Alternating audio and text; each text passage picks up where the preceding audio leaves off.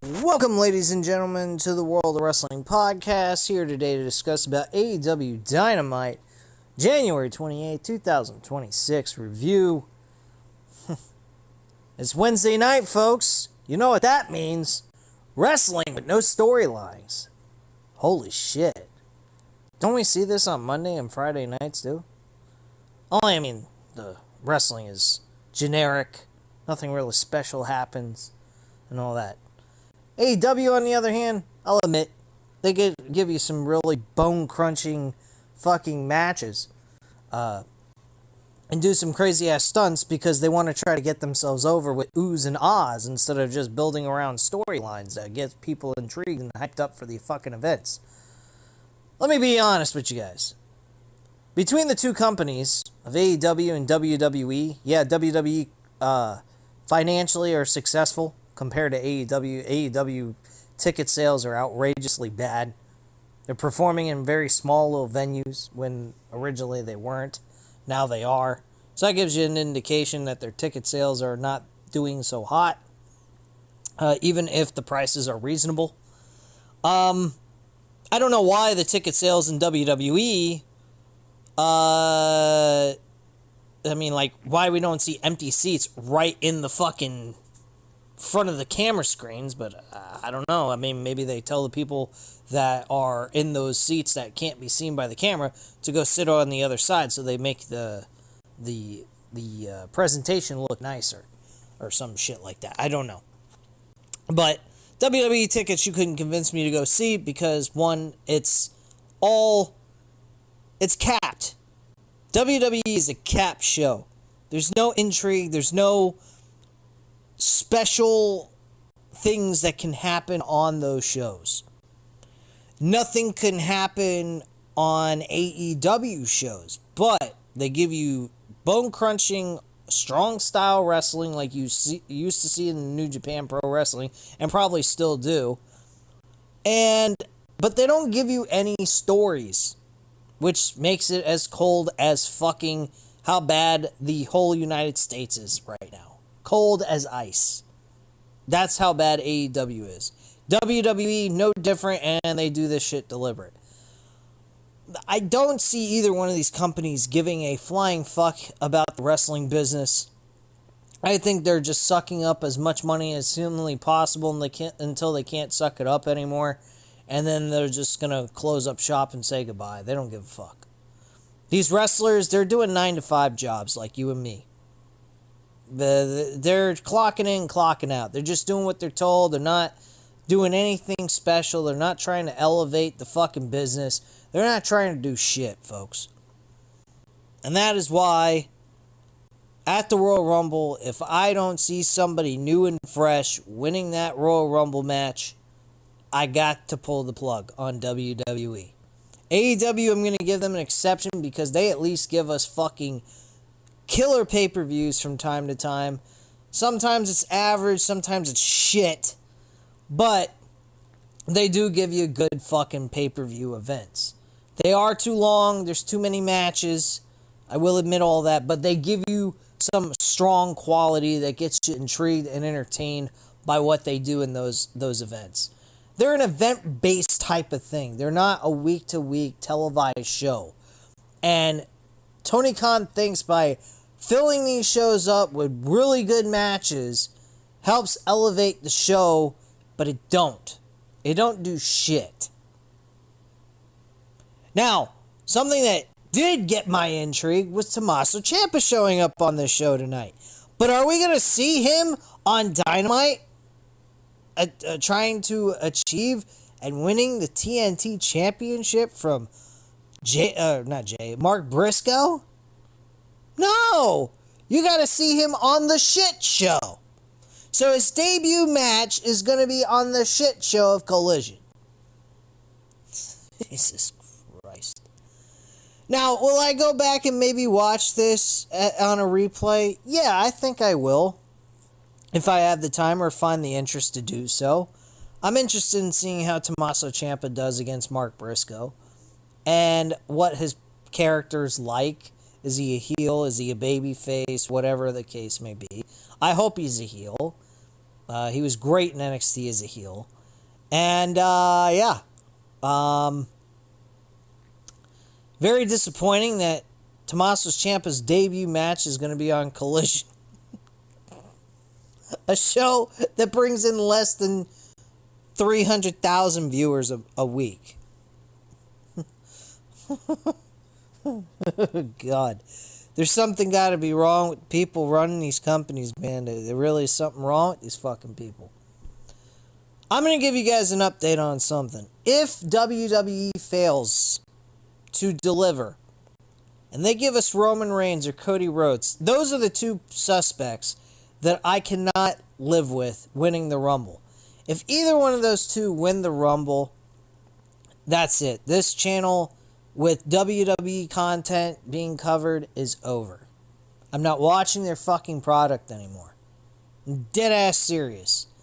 I know. Matt 87 Eagle has said, oh, I don't believe that. You can tell me whatever you want. I'll believe it when I see it. Okay, no fucking problem. I'll make sure you see it, because you won't be seeing any coverage or me even talking about it. I'll spend my time watching basketball or watching a UFC event that's from back in the day, if I feel the need to go watch an old UFC event to entertain myself, or watch old school WWF and WCW back in the day when it was actually good. Funny thing is, WWE has decided to make their new video game all based around that. I think we've done this multiple times before. Feels like this is deja vu, only it's an upgraded, better graphic version of it. That probably will be a fail, but I'll probably be dumb enough to go out and buy it. Based on what I hear or what I see of the upgraded features for the Universe mode, because that's one of my big things that I'm interested in is the Universe mode itself. I love Universe mode. I think what they did with 2000 or 2K25 was actually a breath of fresh air. They allow you to do multiple shows in one thing. You can have pay-per-views on any fucking day that you want. It's not restricted or anything like that, which is really nice. You have rankings, which they've had, but now you have records of wins and losses, so you can dictate the ranking system. Storyline-wise, trying to build stories around it, not so good. It's very dry, very bland, nothing creative you can do with it. I think a story mode would be great in the Universe mode that they could implement. I don't know if that's going to cost a lot of money to do that, but if they were to allow you to be able to dictate what the dialogue is, to tell the story and how it's acted out and everything for those cutscenes, that's cool. But overall, I mean, I don't think that they can do much more with it. It really, at that point, looks... I treat it as like a sport more than anything else. And that's what I do with my Universe modes, and I'm highly entertained by it. I'll play it for a couple of days. I'll stop playing it, find other things to play, and then go back to it and play it some more. So I make use out of it. I may get the 2K26 if I do get it on the Xbox Series X instead of the PS5, because I want to be able to use the 2K25 one too, to be able to play both. So yeah, I mean, that's what I do with WWE 2K games. I play the Universe mode. I don't care about any of the other shit, because all of it's all the same crap. To me, Universe mode's like playing franchise mode on Madden and NBA 2K.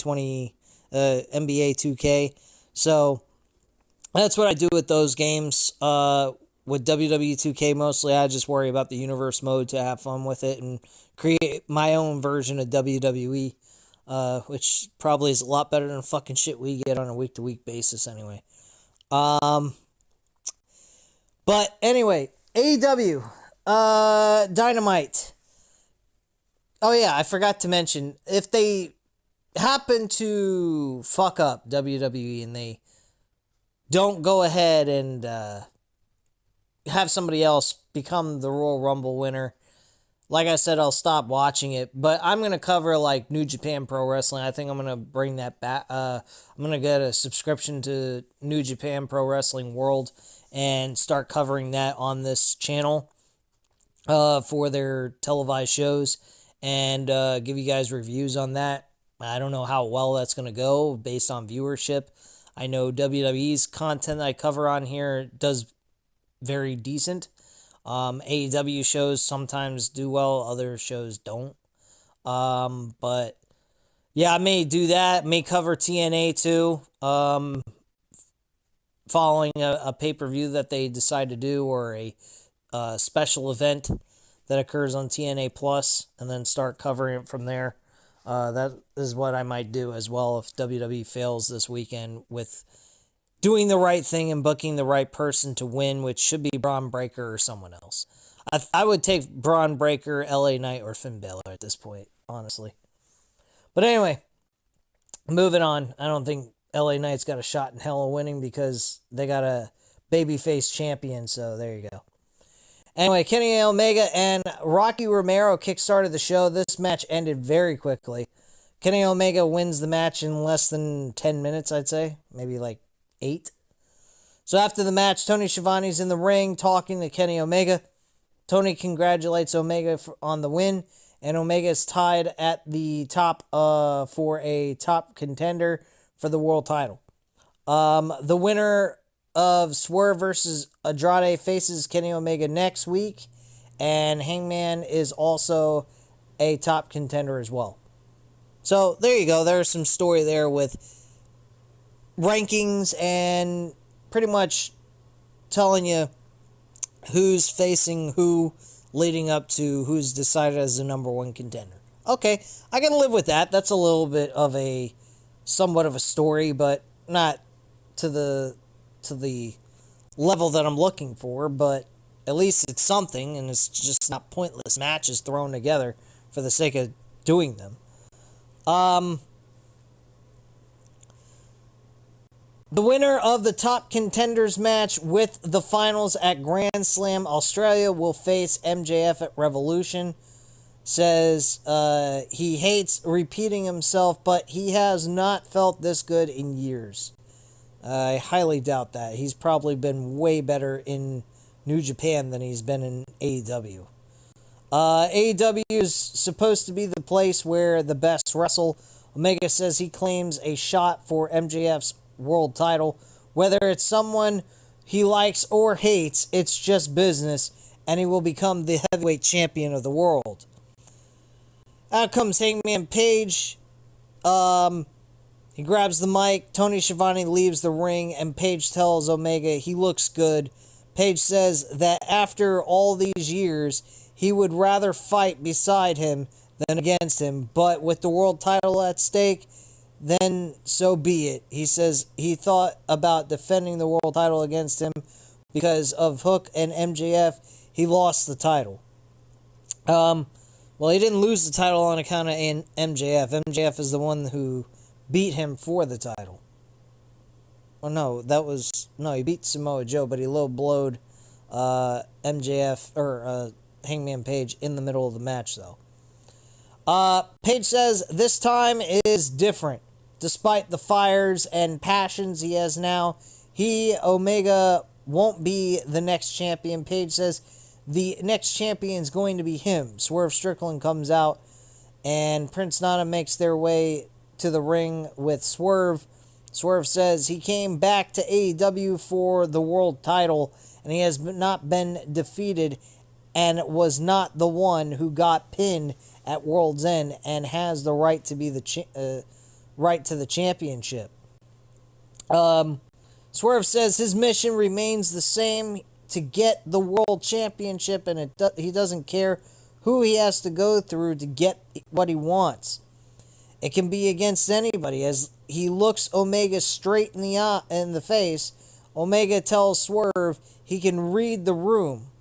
He feels there is animosity and not just competition, and that he is more like looking for a fight. Swerve laughs and tells Omega more than that. He tells Omega more that he knows. Okay, whatever. This fucking writer from WrestleView is a retard. Don Callis comes out to huge boos, and the more he talks, the louder the boos. Callis says that Andrade will pin Swerve and say goodbye to the undefeated streak. Callis says when Andrade beats Swerve, he is coming for him. Callis says he has something special in mind for Paige. Callis says his family runs Dynamite. Yeah, sure. That's why one of your guys lost to Omega, right? Makes perfect sense. Omega says to Don, maybe he should worry about himself and leaves the ring running after Callis. So we go to a vignette after that, hyping up tonight's women's world title match with Chris Statlander and Tekla. Back in the arena, the music of Jon Moxley hits as he makes his way through the crowd to a Moxley chant, and Moxley is alone as no other Death Riders are with him. There was actually very few Death Riders in the arena tonight, except for Marina Shafir, who made a backstage segment with Tony Storm, and that was it. It's like as if they pretty much killed off the Death Riders without really killing them off. They just dropped them off the face of the earth or something. I don't know. Jon Moxley went up against Ace Austin in a Continental Championship Eliminator. Oh, God. When you take ideas from fucking Vince McMahon, that's when you know you got problems. And later in the show, they do another title eliminator during this show, which is talked about later on, I think in the next segment after this. And I am dumbfounded by this shit. Moxley ends up winning against Ace Austin. Ace Austin is non-existent on the show. Not surprised he lost. And yeah. After the match, Takeshita's music hits as he makes his way to the ring, confronting Moxley. Both men jaw at each other. Takeshita signals he wants a title shot. From behind, Mark Davis and Jack Doyle attack Moxley, taking him out. But no Death Riders. Very, very interesting how they're going about this. Back from the break, they have Elcon hit the ring from the Don Callis family. He gets a TNT Championship match against Mark Briscoe.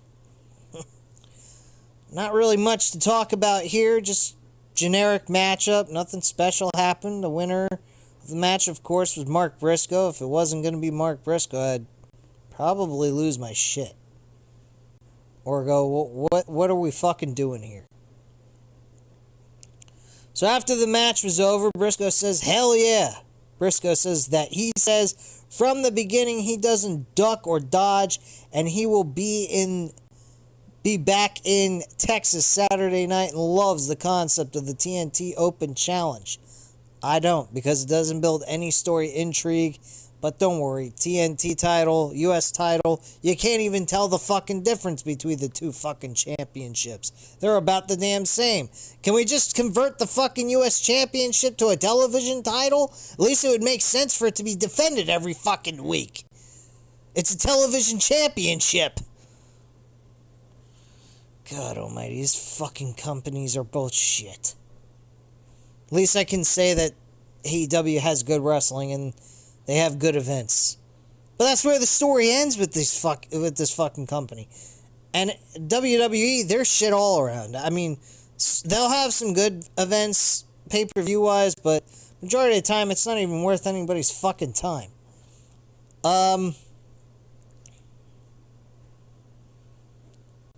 Anyway, I lost my place. But nobody from Don Callis' family, because he's tired of them. He's not accepting any open challenges from Don Callis, his family.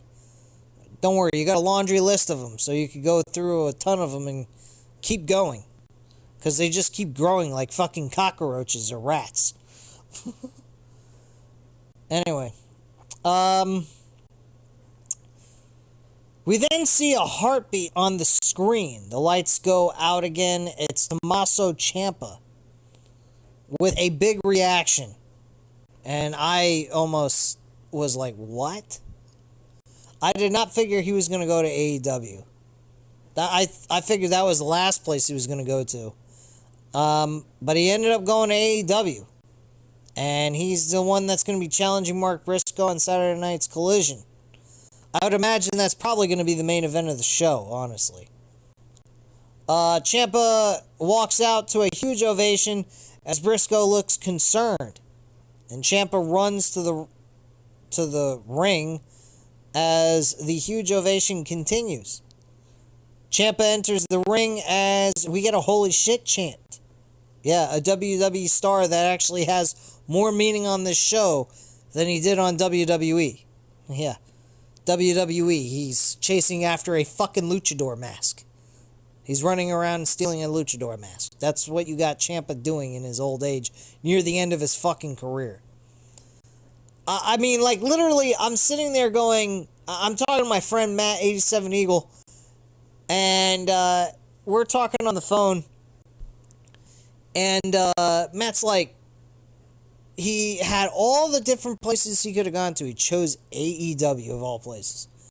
Well, I told Matthew, I said, bro, you think about this. AEW is going to probably pay him the most. If they're going to give him matches, they're going to be something impactful. People are going to be interested in what he has to do. And he ain't going to be running around with a stolen luchador mask, looking like a fucking idiot and wearing a t-shirt. Well, I didn't say this, but I should have said this to him. So, Matt, if you happen to watch this video, there was another thing I forgot to mention to you, bro. At least they're not going to have him wearing a shirt saying, "Don't call me a jackass," which that's something that he was wearing on the show. That was actually a merchandise that you could have bought. Yeah, that's what they got Tommaso Ciampa, who probably has limited time left on his career because of his injuries that he's occurred all over his time frame of being in the wrestling business. And I figure he would like to either make a nice chunk of change for a retirement fund, or at least do something that's meaningful that people will remember him, instead of giving him pointless crap to do backstage looking like a buffoon and wearing pointless merchandise gear. Just my thoughts. I mean, he could have gone to TNA, he could have gone to the indies and wrestled indie shows and had his own, he could have had his own, book his own, time frame of when he wanted to work and be his own boss, pretty much. That's pretty much what the indies does.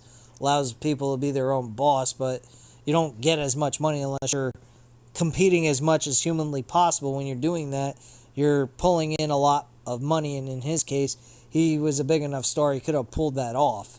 But personally, I'm glad he's in AEW. I don't think that was a bad decision as an income-wise. Hopefully, it is also a storyline-based situation that gives him a little bit of a boost in his career, where he's got the remaining years left where they're impactful and meaningful instead of just meaningless garbage. So let's just hope that that's Tony Khan's direction with Tommaso Ciampa. He looked like a star coming out in this. But putting him on Collision, I really question, why the fuck would you do that? I mean, outside of bringing people to see what's going on, but I don't think people are going to be interested in watching Tommaso Ciampa compete on a Saturday night show unless they're watching a replay, because they're competing against UFC 325. And I'm sorry to tell you, if I had to choose between a Collision show and UFC pay-per-view type style event, I'll take the UFC event over a AEW Collision show, because I don't even watch AEW Collision ever. Never have. I've watched 1 or 2 shows and then stopped watching it. Didn't care after that. So, fuck it. So back from the break, Renee Paquette is backstage and welcomes Kyle Fletcher and Okada. Okada says when it came to the screwdriver at World's End, he was not thinking. He says that he wanted to face Fletcher in the finals and did not mean to hurt him, and says he was sorry. And Fletcher accepts his apology, and they shake hands, and that's how that went off. So, not bad. Not a bad deal at all. It later built towards a more of a story with Kyle Fletcher and Takeshita in the show. So we have heels acting like dicks to one another backstage in the same fucking faction, which to me doesn't make a whole lot of sense, but who knows? We'll see where that goes. Next up, we had MJF's segment. Always love to hear from MJF. He's one of the lights of this show. Hope he never goes to WWE, because I think if he does, he will ruin his aura. I don't think he'll ever be the guy he is in AEW, working for WWE. And that's not me being an asshole about it, because I'm not a huge fan right now of what WWE's been doing creatively. But I've just come to the conclusion that WWE has a thick-ass glass ceiling that allows no one to succeed or get elevated in the company. And it's all, whether you like it or you don't, deal with it or go fuck off. And with that notion of what Triple H said, I feel like I should just, if he can't book the proper person to win the Rumble, it should be anybody but Roman and Cody Rhodes. And if that can't be the case and he feels that that's the necessary move, then I guess I'm going to have to go fuck off then. Because honestly, I can't sit through and watch WWE anymore if it's just going to be the same old rundown load of shit. I would have done the same thing with WCW. And that's what WWE's become. WCW Light. They're the same fucking thing. They keep the old try and trues at the fucking top of the heap, and everyone else just sits there and does nothing. And that's what WWE's doing with their roster now. Rinse and repeating the same fucking mistake that WCW did a long time ago when they bought them out. And now they're no longer here. Anyway. MJF comes out. Hits the ring and says MJF asks Taz why they have to work in a dump like this. Taz is like, I agree, I don't know why we have to. Well, I'll tell you one thing, I wouldn't want to go to New York. It's fucking freezing cold and it's snowing like a fucking banshee out there. Up there. I wouldn't want nothing to do with that right now. I'll take Florida and it's cold. It's cold without the snow, which, by the way, there is going to be snow here in the state of Florida, even the lower portion of Florida, like Tampa and St. Petersburg and fucking other places, Orlando, Lakeland. I mean, you're going to be finding snow possibly in this part of the woods of Florida, which is uncommon, very uncommon. But anyway, MJF says when he speaks, the people should listen. The music of Brody King comes out. Brody King comes out, calls MJF. MJF calls for Brody's music to be cut. He insults Brody's ears and calls him stupid. Brody gets in the ring and MJF asks him if they are going to be professional and speak like men. He's asking Brody King if they're going to be professional. Like, you're sitting here calling and making fun of another man's ears and calling him a retard. That's being professional? Boy, what a fucking contradiction that was. Anyway. The fans chant for Brody as MJF calls him Bark Boy. Yeah, that's professional. MJF says that Brody needs to beat someone. And MJF then brings up Malachi Black on how he followed him around and it was spooky on how they turned the lights on and off.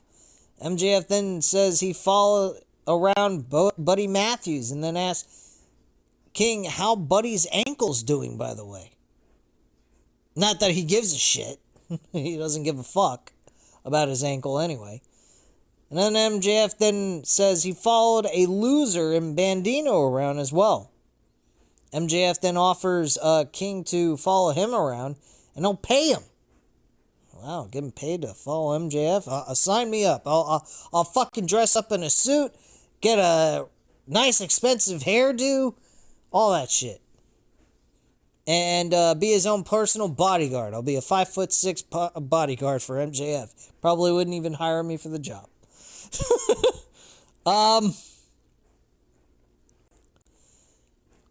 Then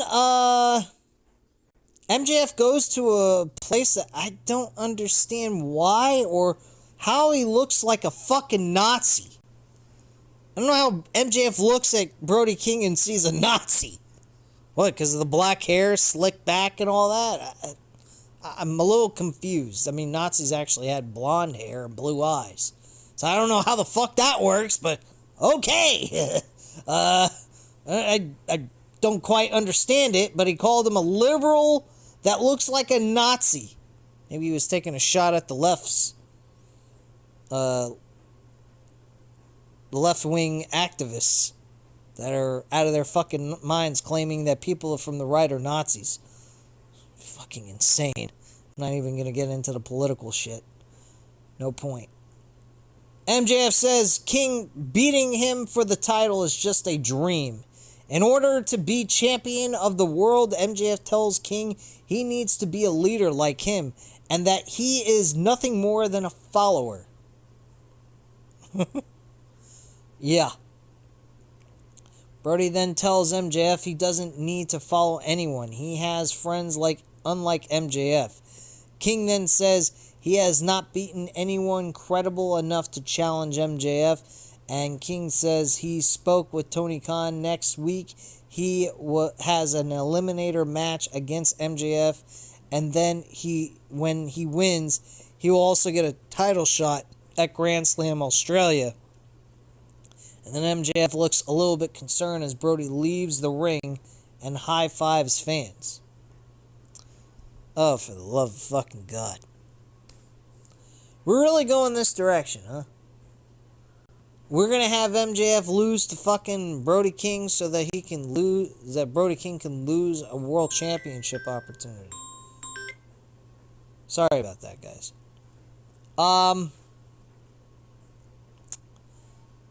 But anyway,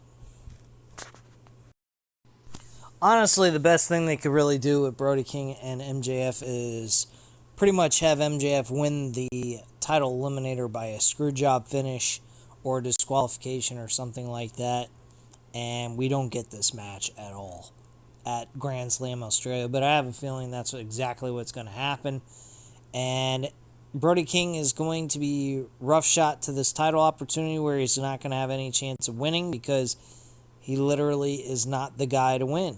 I don't see any reason. If he ain't the guy to win, there ain't no point in giving him this match. He needs to be preserved for the opportunity of when he's supposed to win the world title. And honestly, I don't see that actually happening anytime soon. So I don't know why they're putting him in this situation. Outside of give him a world title match and a token match where he's not going to win the title. So I'm not quite getting it, but whatever. So anyway, we go to a vignette featuring the Young Bucks who talk about it being time to go back to their roots. They put the tag team division on notice and says it starts in Las Vegas. Unless they're having a Dynamite episode in Las Vegas. I can't see it happening unless it's in Double or Nothing. If they even have Double or Nothing in Las Vegas. But whatever. Anyway, next up is Chris Statlander and Tekla for the Women's World Title. This match was a good match, but shit, they just fucking put Tekla in a situation where she was going to have to lose. And why would you have Tekla get her first Women's World Title on a fucking Dynamite episode on a random show? Makes no fucking sense. There wasn't a whole lot of build towards this. Nothing really special occurred leading up to it except for a couple of backstage segments where they were in oddball places cutting promos outside of their locker room, which was the only normal location they cut a promo. They cut it in a stairwell area, and they cut a promo in a fucking standing women's bath, in a women's standing shower, in a corner, which looked absolutely ridiculous. As for them doing that, I don't know why they did it, but whatever. Tekla did a good job in this match. I was not disappointed with her performance. I thought she did a swell job with the opportunity she was given. I definitely see her as a future Women's World Champion at some point in this company. But, again, she is a future Women's Champion. I don't see why they needed to put her in a situation to lose. They didn't need to rush her into a World Championship opportunity. She was a person you could have protected. You could have gone to one of the women like Toni Storm in a rematch and have her beat Toni Storm. She's already beaten Toni Storm, I think, twice now. Once in the triple threat match and once in a rematch. So, yeah, I guess Toni Storm wouldn't be the best choice.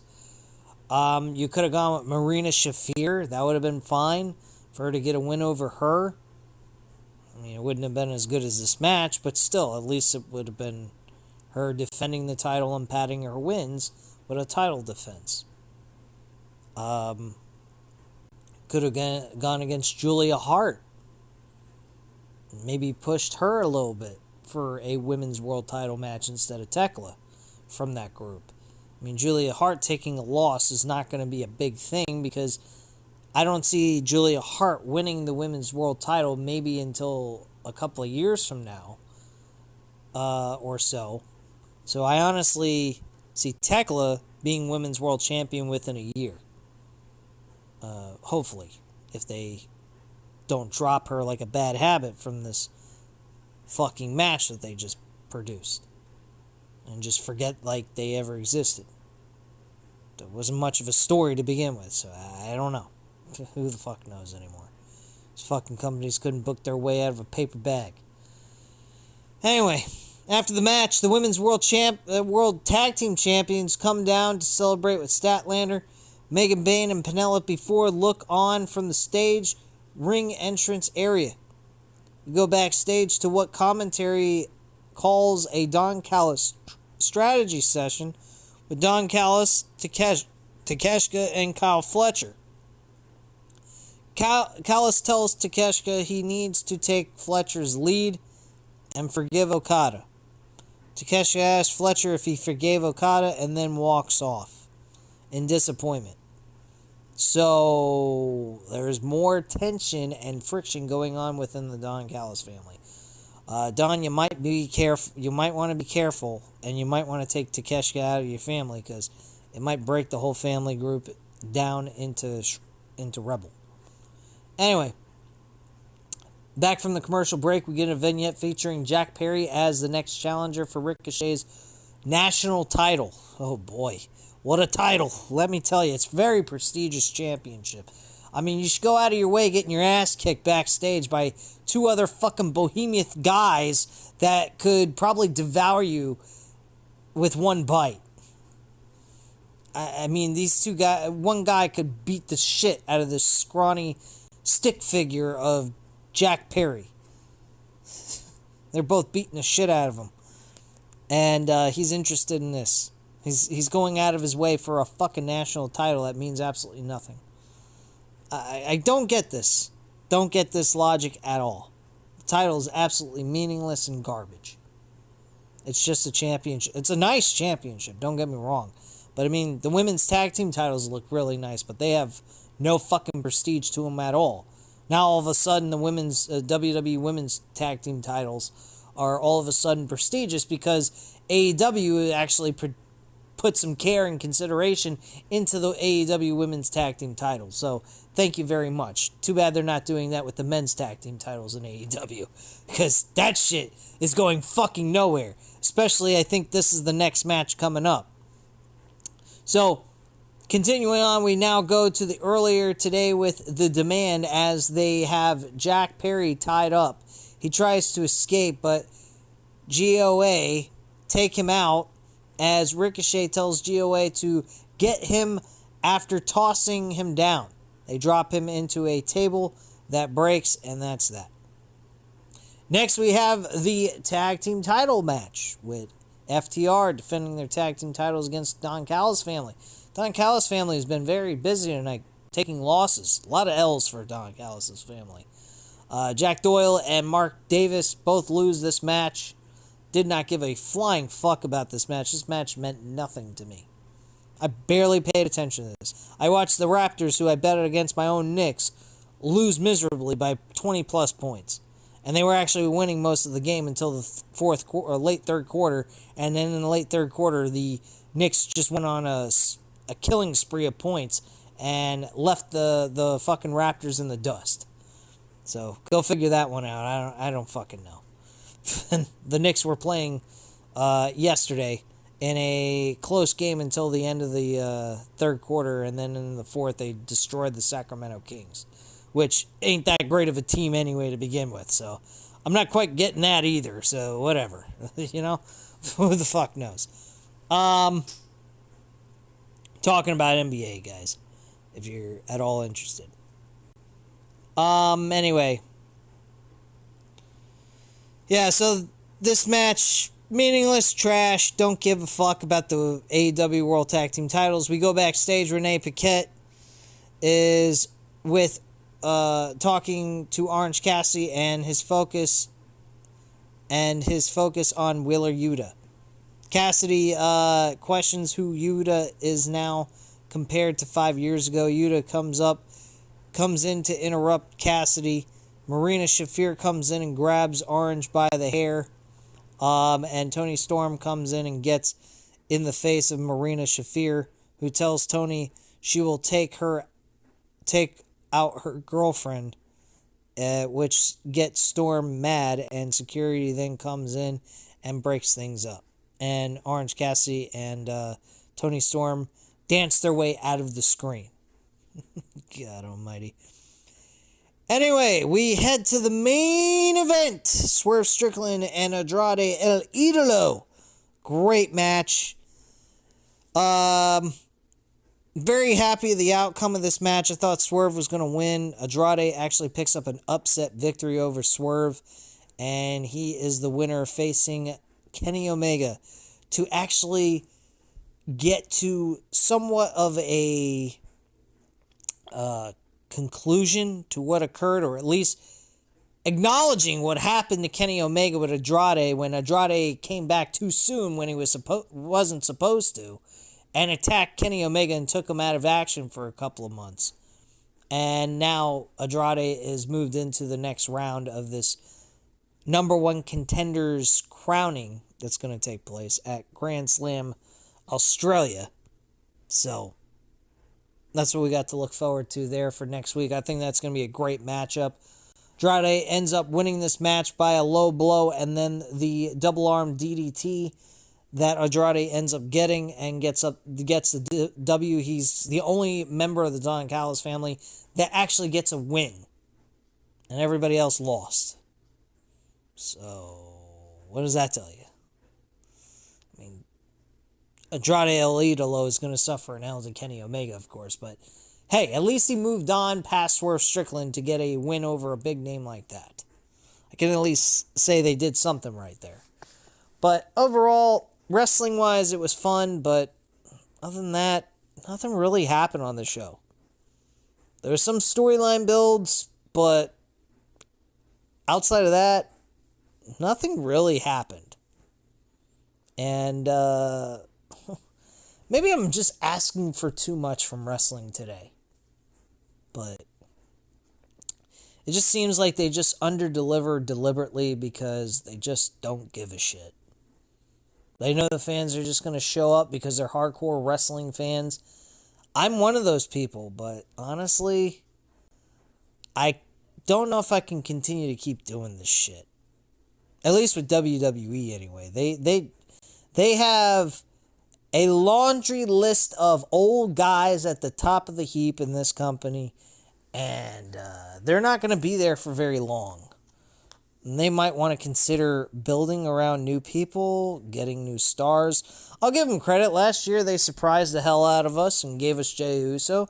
Granted, Jey Uso was a gamble, and he was not a success. He was a fail experiment. But at least they were trying to look for somebody new that they could go to as a main event star, and it just didn't work out for Jey Uso. Creatively, they kind of fucked it up. Rinse and repeat of the same old shit week after week with Gunther, leading up to WrestleMania. But he just didn't really work out in that situation, in my opinion. He is a good tag team wrestler, and I think that's really where he belongs with his brother. His brother was lost in the shuffle. He had nothing going on, so I think at the end of the day, it's a little unfair to Jimmy. They really should have just done Jimmy becoming a single star and see if they could do something with that and maybe build a new character out of him, not make him the same old. But it is what it is. AEW, they got some young stars that are promising and I think could end up being something if they do it right, which I have no faith in that. If you have any faith in either one of these two major companies of doing anything right with their rosters, you might want to get your brain checked. I know I'm giving some little praise to AEW here, but I give them praise to the wrestling, but the wrestling is over the top ridiculous. They do a lot of dangerous spots, like the one that they did with Andrade and Swerve. They tried to do a fucking pile driver on a fucking barricade, and that failed miserably. Someone could have gotten really hurt. Andrade reversed the move and still got hurt. He landed on his damn testicles because he slipped and landed on his nuts. And Swerve landed on his back. Probably didn't feel good at all. Bad spot, if anything. Andrade also did a Frankensteiner, an inverted Frankensteiner off the top rope to Swerve Strickland. Swerve landed right on his fucking head, I think. That looked painful. These guys do some really outrageous and unnecessary risks that are not needed, and they do that for a fucking cheap pop. Triple H does cheap pops for wrestlers that are in their hometowns and all this other nonsense. Fucking AEW does crazy and outrageous things to their own bodies just to shock and awe everyone with their wrestling spots that they do. These companies have no idea how to fucking book a show anymore. I don't know how Triple H has no excuse. At least Tony Khan does. He doesn't have a fucking clue what it's like to run a business. Or at least running a wrestling company. He doesn't treat it like a wrestling company. He treats it like he's fucking Dana White from the UFC. Now, don't get me wrong. I love Dana White's UFC and what he does there. But let's be honest. This is a wrestling show. It needs story or it has no meaning or purpose being on the television. You can have all the wrestling events and all the marquee matches you want. Without story, there gives no purpose to the fucking shit we watch. Unless you want to have weekly events. Which, if you want to do that, that's fine and dandy. Have a ranking system and do your shit. New Japan Pro Wrestling does that. They don't give you a ranking system and all that, but they make sense of the wins and losses that the wrestlers take going into a championship match and why they earned it. But to be quite frank, let's be honest. Does it matter? No. Not on US-based soil where you have a weekly televised show. You want to do events, do one event a month and spare us the bullshit of sitting through our days off after work wasting 2+ hours of our time watching this shit. Because the next day, we have work. And let me tell you, I hate fucking working. My job's peaceful. I don't get annoyed by my job. I do really well at my job. But, my God, I can't fucking stand it. I feel like as if I should just be at my desk 24/7, never stop.